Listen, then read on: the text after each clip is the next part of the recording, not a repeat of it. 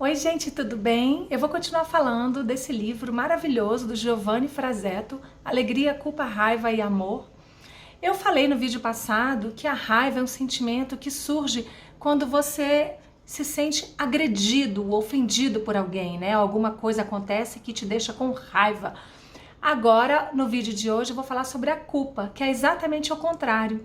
A culpa surge quando você ofende alguém, quando você atinge alguém, de alguma forma, você machuca alguma pessoa, e aí a gente fica com esse sentimento de culpa, né? Não devia ter feito isso, e isso pode perdurar por semanas, meses, até anos da sua vida. E é muito ruim, é um sentimento muito ruim, porque a gente carrega, às vezes, uma culpa que a gente nem deveria carregar. É certo que muitas vezes nós nos sentimos culpados porque realmente fizemos alguma coisa que magoou outra pessoa. E isso precisa ser trabalhado para a pessoa conversar, dialogar, às vezes trabalhar em sessões de terapia. Mas a culpa também acontece muito por meio da manipulação.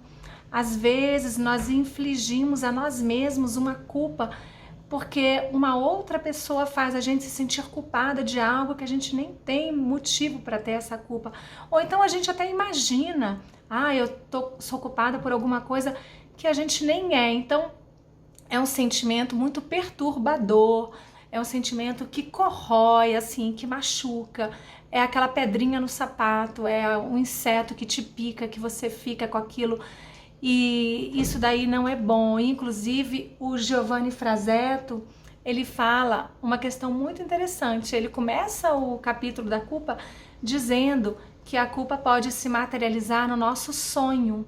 E ele cita dois casos de sonhos, um do Freud e um dele mesmo, do autor. Ele fala, no caso do Freud, ele fala que o Freud teria feito, um determinado momento da vida dele, um diagnóstico errado de uma paciente. E que isso daí, um dia, uma pessoa que era amigo em comum dele, da paciente, visitou o Freud e ele perguntou como é que a pessoa estava. E ele disse que a pessoa estava bem, mas que ainda tinha muitas dores somáticas e muita inquietação. O Freud não gostou e entendeu como se fosse um recado mandado pela família dessa paciente. E ele ficou muito chateado com isso. E um dia o Freud teve um sonho, e que nesse sonho ele está dando uma festa na casa dele e ele encontra essa paciente. E no sonho ele fala para a paciente assim, que se você sentir ainda alguma dor, a culpa dessa dor é sua. E no sonho ele examina a paciente e vê que ela está com a garganta, com infecção na garganta. E aí ele, na mesma hora, ele se sente muito culpado, porque ele percebeu que de repente ele teria feito uma terapia superficial com essa paciente quando ela precisava de um outro tratamento. E na hora que ele acorda, o Giovanni Frazetto diz que foi exatamente por esse motivo que o Freud entendeu que o sonho tinha um motivo, que no caso dele era exatamente ele estava passando para outra pessoa uma culpa que era dele, um sentimento muito forte que era dele, e ele estava passando para outra pessoa naquele sonho, dado o peso, né, daquela carga que ele carregava. E no caso do Giovanni Frazetto, ele cita que ele teve um sonho super interessante, assim, que ele diz que foi um sonho estranho, que ele tinha marcado em um encontro com uma amiga em um rio, na beira de um rio, e que a amiga não apareceu nesse encontro, mas várias pessoas passavam por ele perguntando as horas, e eram pessoas assim muito diferentes, era uma freira, um guarda de trânsito, um mendigo, um policial, e todo mundo perguntava a hora, e ele dizia a hora, e as pessoas saíam correndo dizendo que estavam muito atrasadas. E ele acordou com aquilo, a amiga não apareceu no rio, ele acordou com aquilo, e na hora que ele acordou, ele se deu conta que aquele sonho era uma culpa imensa que ele estava carregando, porque há um tempo atrás, essa mesma amiga que ele havia sonhado, né, que ia encontrar com ele, ela tinha convidado ele para dar palestra em um seminário, e ele se comprometeu, ele disse que iria participar, e só que ele esqueceu, ele não anotou na agenda, enfim, ele se arrependeu muito disso. Ele teve que desmarcar com a amiga, assim, 2 semanas antes, 1 semana antes. E mesmo que ele passasse as noites em claro, estudando para falar nessa palestra, ele não iria conseguir dar conta do conteúdo. E ele disse que se arrependeu muito disso, mas que ele não teve outra opção senão cancelar. E realmente deve ser muito difícil, né? Você cancelar um compromisso assim de última hora para um evento tão importante. Obviamente, a amiga dele ficou muito chateada e, enfim, ele se desculpou, mas isso ficou nele, ficou na vida dele, né? E ele carregou essa culpa por muito tempo. E esse sonho, quando ele acordou, ele disse que esse sonho era exatamente isso. Ele precisava falar mais sobre esse assunto, precisava escrever alguma coisa sobre esse assunto, enfim, precisava trabalhar isso nele, porque realmente era uma culpa muito grande que ele carregava. Então, na hora que ele sonhou, que ele viu, que ele sabia por que ele estava sonhando, é como se ele estivesse dizendo pra gente assim: a culpa nos acompanha de uma forma tão concreta que qualquer coisa que aconteça na nossa vida que você percebe que é por causa de outra coisa, que você se sente culpada, na mesma hora você faz a relação. Você não esquece isso. É como se fosse uma sombra, um fantasma na sua vida mesmo. Então, por outro lado, o autor comenta que a culpa, ela se tornou uma ferramenta de reparação social, que evita que certas atitudes não ocorram ou até que não se repitam. Porque se nós não sentíssemos a culpa, às vezes você ia de forma repetida magoar pessoas ou fazer coisas que, né, você não faria se você tivesse essa emoção. E a culpa é uma emoção muito moral, né? Ela está muito ligada ao nosso eu moral, mas é diferente do arrependimento. Por exemplo, se você esquece um sapato no banheiro e você entra no banheiro e tropeça, você vai se arrepender de ter feito aquilo. Mas se alguém da família, o seu irmão, alguém da família tropeça e se machuca, quebra um braço, você vai se sentir muito culpado por muito tempo. E a vergonha, ela tem plateia, acontece para as outras pessoas, né? E já a culpa não, a culpa ela mancha aquele que a sente. Ela acompanha de uma forma dolorida, muito sofrida. O autor questiona o seguinte: será que tem como um cientista dizer em que lugar do cérebro a culpa se esconde? E ele fala uma questão interessante. Por exemplo, as emoções, elas estão muito ligadas às lembranças, né? Acontecimentos de fracas emoções, eles são geralmente esquecidos, enquanto outros acontecimentos de fortes emoções, né, com uma carga emocional intensa, é um acontecimento que cria raiz na sua vida e você não esquece, ele perdura por anos, até a vida toda. E um ponto interessante, que a culpa faz a sua autobiografia. Por exemplo, ele diz que um grupo de psicólogos incitou um grupo de pessoas com palavras boas e ruins. Era mais ou menos no sentido assim, falava as palavras para as pessoas lembrarem de situações das suas vidas. Então, por exemplo, foi falado honesto, responsável, trabalhador, virtuoso, e palavras como ladrão, desleal, desonesto, o estudo trouxe a seguinte conclusão: que aquelas pessoas se lembravam de fatos de seu passado muito recente, quando era relacionado a palavras boas, e o passado se tornava muito distante quando era relacionado a palavras ruins, o que mostra que a culpa, ela perdura por anos. Geralmente você lembra de coisas que te fizeram sentir culpadas, coisas que aconteceram há 10 anos na sua vida. E uma outra questão também que esse estudo trouxe é que as pessoas têm a tendência de recriar uma autobiografia com coisas boas. Por exemplo, como se elas falassem assim: ah, eu já fui uma pessoa má, mas agora eu sou uma pessoa melhor do que eu era. Então foi visto isso, que tudo que era bom estava muito ligado a coisas que aconteciam, né, mais no momento, mais próximo do que a pessoa estava. Então, Giovanni Frazetto cita um outro estudo que teve feito na Alemanha, na verdade um experimento feito pelo alemão Ulrich Wagner. E nesse experimento foi feito o seguinte: foi perguntado para as pessoas quais eram os fatos que elas lembravam quando queriam relacionar com o sentimento da culpa. A maioria falou que eram transgressões de regras ou alguma coisa que tenha prejudicado uma outra pessoa. E na hora que as pessoas se lembravam desses acontecimentos, foi feito ressonância magnética e foi detectado no cérebro que áreas relacionadas a lembranças estavam sendo, né, detectadas. Mas também foi detectado uma área na frente do cérebro, né, o córtex pré-frontal ou orbitofrontal. E os cientistas, eles não se surpreenderam com isso, porque como a culpa é uma emoção moral que está muito relacionada a seus valores morais e às suas escolhas, então seria de se esperar mesmo que as áreas que controlam a inibição do comportamento também fossem detectadas nessa imagem. E essa ressonância magnética que foi feita, eu estou colocando a foto dela aqui do meu lado direito, para vocês verem a imagem que está no livro. É a imagem do local no córtex pré-frontal e no órbito frontal, onde foi detectada a culpa.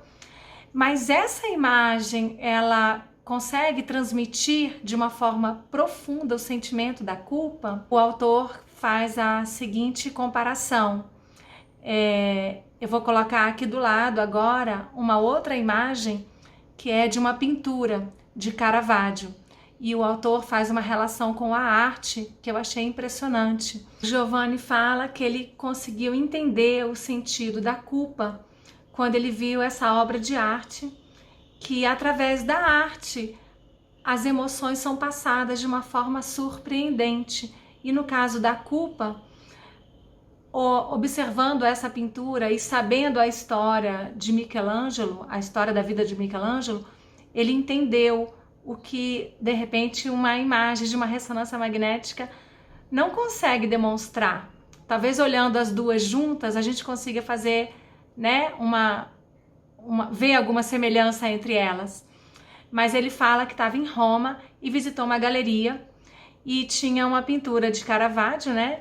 Michelangelo passou a ser chamado de Caravaggio porque era o nome do vilarejo que ele foi criado. Ele nasceu em Milão e foi criado nesse vilarejo. E essa pintura, né, esse quadro de Davi segurando, né, a cabeça de Golias, o Giovanni fala que ao observar essa imagem, ele sentiu algo muito sinistro em cada centímetro da tela, que foi uma imagem que assim se tornou muito difícil para ele conseguir apagar da mente. Porque ele percebeu, observando essa pintura, que ela trazia algo muito, muito escuro e penetrante mesmo. E a arte é assim, né, gente? Ela penetra na nossa alma. Entre quem está observando e o objeto, cada um recebe aquilo de uma forma diferente, às vezes de acordo com o que você está pensando, imaginando. E no caso do Giovanni, ele sabia da história da vida do Michelangelo, então ele disse que o quadro estava praticamente mostrando para ele de uma forma muito clara a culpa que estava envolvida ali naquela pintura.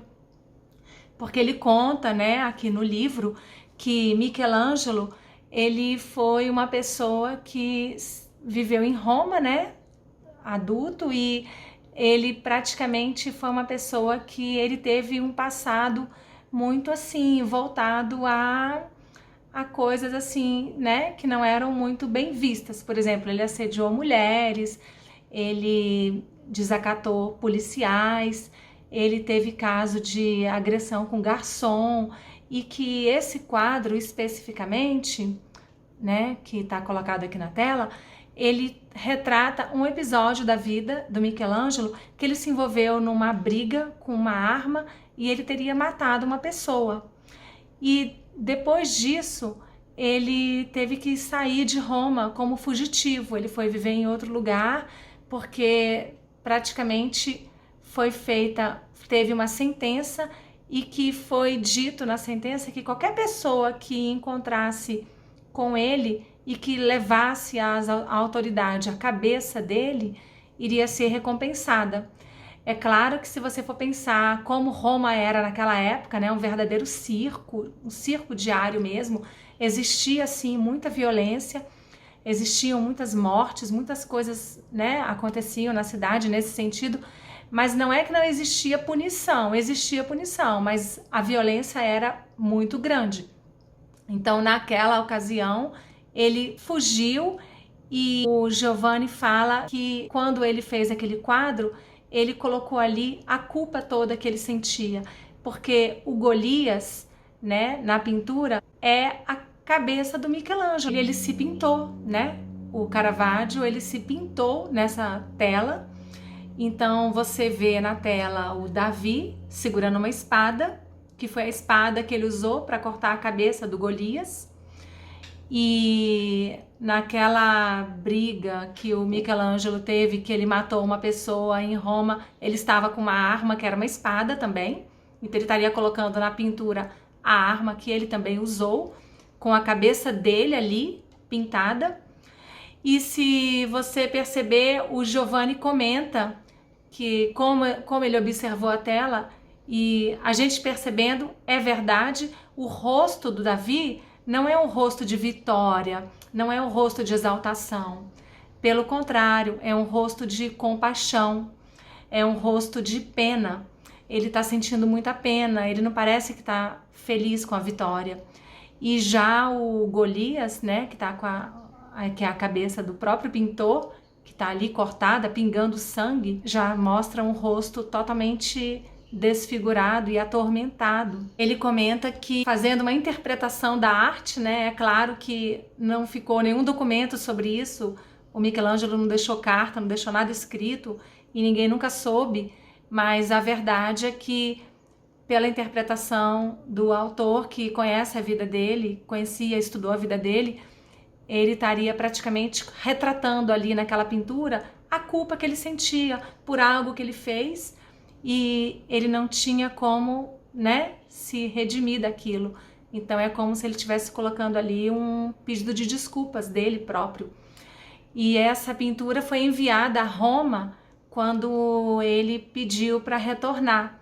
O pedido foi aceito e ele nunca chegou, né? Parece que ele morreu no caminho ou morreu antes de chegar em Roma, mas ele não chegou a voltar para Roma. A obra foi enviada para o Vaticano e a autoridade em Roma perdoou, né? Desculpou, disse que ele poderia voltar para Roma. E uma questão interessante também que o autor cita, que tem nessa pintura, né, para dar essa interpretação também da culpa, é que na espada tem um acrônimo HOCS, que quer dizer a humildade mata o orgulho, em latim, né?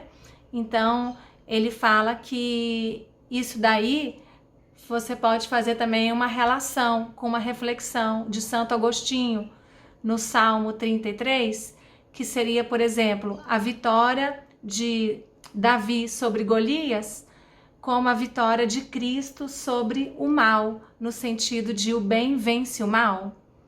E então eu achei bem bacana. Então essa pintura traz muitas, assim, emoções, né? Ela traz a culpa, ela traz o sentimento de humildade, ela traz sentimentos que naquele momento, você fazendo uma interpretação, assim, juntando isso com essa ressonância magnética, você pode ter uma ideia do quão profunda é essa emoção, a culpa, né? Que todos nós carregamos muito na nossa vida. Eu gostei muito dessa comparação que o Giovanni Frazetto fez, porque faz a gente pensar muito, né? Como as emoções são retratadas na arte, em esculturas que a gente observa. Enfim, é interessante a gente pensar nisso. No meu primeiro livro, por exemplo, eu tentei retratar a culpa em uma das personagens, na Anne, de uma forma muito realista, o que na época me deixou emocionada. Tem filmes também maravilhosos que, se você observar, tem o sentimento da culpa, né? Eu posso citar aqui um que eu assisti, até desenho animado, o Up, Altas Aventuras.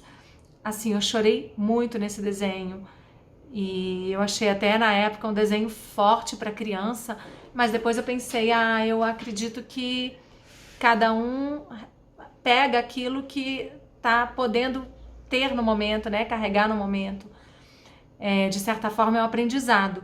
E também o filme Suíte Francesa, eu achei que a culpa tá colocada assim de uma forma muito explícita. Bom, por fim, né, no finalzinho do capítulo, o Giovanni cita uma questão muito interessante, muito engraçada, que o Hector Abad, eu não sei se é assim que escreve, que se fala, eu vou deixar escrito aí embaixo, ele escreveu no livro dele que uma das formas da gente tirar a culpa da gente seria a gente comer carne de dinossauro ou então tomar leite de mamute. Pensa, impossível, né? Ou então comer carne de selacanto, que é um peixe que foi extinto na época dos dinossauros, desde a época dos dinossauros. Então, ele fala de brincadeira isso, quer dizer o seguinte, que o sentimento de culpa é algo muito difícil de você se libertar, mas que uma forma muito boa é você escrever sobre isso, escrever para a pessoa que você sente culpa, enfim, tentar você mesmo tirar essa culpa de você, ou então você mesmo se auto-repreender. Porque as pessoas têm um sentimento de que quando você se auto-repreende e quando você já coloca a culpa em você, você não admite que outra pessoa faça isso. E no caso de criminosos, por exemplo, que cometem crimes, às vezes no próprio cumprimento da pena, ele já sente uma libertação por aquela culpa que ele carrega. Claro que não é caso de psicopata que não sente a culpa, mas caso de pessoas que às vezes se arrependem daquilo que fizeram. E claro que o perfeito seria o perdão, mas o que não ocorre, né? Então, às vezes você tem que buscar de outras formas. Então é isso, gente. Eu vou ficando por aqui. Continuamos em quarentena. Espero que vocês estejam bem, cuidando da saúde de vocês. Todos estamos, né? É isso, a gente vai se falando. Um beijo para todos, virtual. Tchau, até o próximo vídeo.